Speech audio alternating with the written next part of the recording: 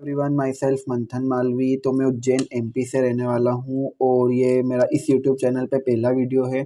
तो मैं इस वीडियो में आपसे बात करूँगा कि जो अपन को फर्स्ट राउंड में कॉलेज अलॉट हुआ है उसकी एडमिशन अगर अपन लेने जाते हैं, कॉलेज पे रिपोर्ट करते हैं, तो क्या क्या प्रोसेस होती है और क्वेश्चन मनी के अलावा अपना एक्स्ट्रा चार्जेस क्या क्या लगते हैं और कौन कौन से डॉक्यूमेंट रिक्वायर होते हैं। तो मैं इस टॉपिक पे आपसे बात करना चाहूँगा। तो मेरे नीट का ऑल इंडिया रैंक था 76,760। तो मुझे अमलतास इंस्टीट्यूट, जो कि एक प्राइवेट कॉलेज है देवास में, वो अलॉट हुआ था। तो मैं वहाँ रिपोर्टिंग करने गया था। तो फर्स्ट ऑफ ऑल मैं जाते से ही मुझसे एक प्रोसेसिंग पेमेंट लिया गया था। तो वो प्रोसेसिंग पेमेंट 5,000 था और वो हर कॉलेज में कंपलसरी नहीं होता है, किसी कॉलेज में लिया जाता है। लाइक मैं LNMC कॉलेज में भी गया था पता करने, विजिट करने कॉलेज। तो वहाँ मुझे पता पड़ा कि वहाँ नहीं लिया जाता और RND गार्डी मेडिकल कॉलेज में 3500 का कुछ अमाउंट लिया जाता है। तो वो पेमेंट पे करने के बाद सबसे फर्स्ट अपनी अटेंडेंस लगती है। तो अटेंडेंस के लिए अपन को आधार कार्ड, एक आधार कार्ड की कॉपी और नीट का अलॉटमेंट लेता है।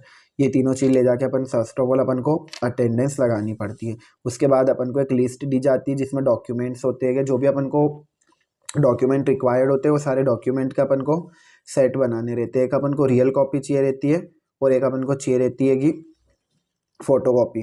फ़ोटोकॉपी के 2 सेट चाहिए रहते हैं और एक रियल के सेट चाहिए रहते हैं। जितने भी सारे डॉक्यूमेंट हैं ये सब अपन को रेडी करवा लेने रहते हैं और फिर ये अपन को वेरिफिकेशन के लिए पहुंचाया जाता है। तो मैं आपको डॉक्यूमेंट्स बता देता हूँ।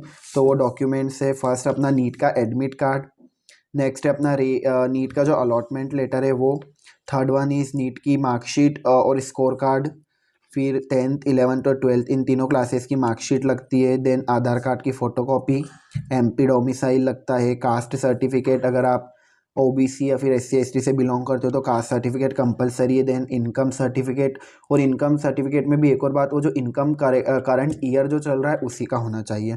Then if we are handicap, then handicap का सर्टिफिकेट लगता है। NRI कोटा से अगर आप बिलोंग करते हो तो NRI सर्टिफिकेट लगता है। देन स्कूल से आपको माइग्रेशन और ट्रांसफ़र सर्टिफिकेट दिया जाता है, ये लगता है। एंड फिर next important thing, seat living bond और रूरल सर्विस बॉन्ड। ये जो 2 बॉन्ड बनते हैं, अपन को अभी बॉन्ड नहीं बनाना है, लेकिन अगर अपन सीट लॉक कराना चाहते हैं तो ये बॉन्ड बनवा सकते हैं। अगर इन केस अपन को अपग्रेडेशन कराना है, लाइक मैंने अपग्रेडेशन कराया है, मेरे को सेकंड राउंड के लिए अपग्रेड करना है, तो आपको यहाँ पे एक एफिडेविट पे लिख के देना पड़ता है कि इन केस अपग्रेडेशन में मुझे कॉलेज नहीं मिलता तो मैं सेकंड राउंड के बाद यहाँ पर आके अपनी सीट लॉक करवा लूँगा। तो आपको ये एफिडेविट बनवाना पड़ता है। एक सीट लिविंग बॉन्ड का बनता है, एक रूरल सर्विस बॉन्ड का बनता है। फिर एक इनकम सर्टिफिकेट होता है, और वैसे एक इनकम सर्टिफिकेट का भी एफिडेविट बनवाया जाता है जिसपे ऐसा लिखा होता है कि अपन इसी स्टेट से बिलोंग करते हैं और अपन किसी और स्टेट का कुछ अपन बेनिफिट नहीं ले रहे हैं, तो उसका एक एफिडेविट बनता है। फिर एक वचन पत्र होता है। देन गैप सर्टिफिकेट अगर आपने ड्रॉप लिया हो। फ़ोटोज़ लगते हैं अपने, अप्रॉक्स 20 to 30 फ़ोटोज़ अवेलेबल अपने होने चाहिए अपने पास। देन एनवलप लगेंगे, 10 एनवलप चाहिए रहते हैं जिस पे स्टाम्प लगी हुई है, वहीं कॉलेज के बाहर किसी भी स्टेशनरी शॉप पे आपको आराम से अवेलेबल हो जाएगी।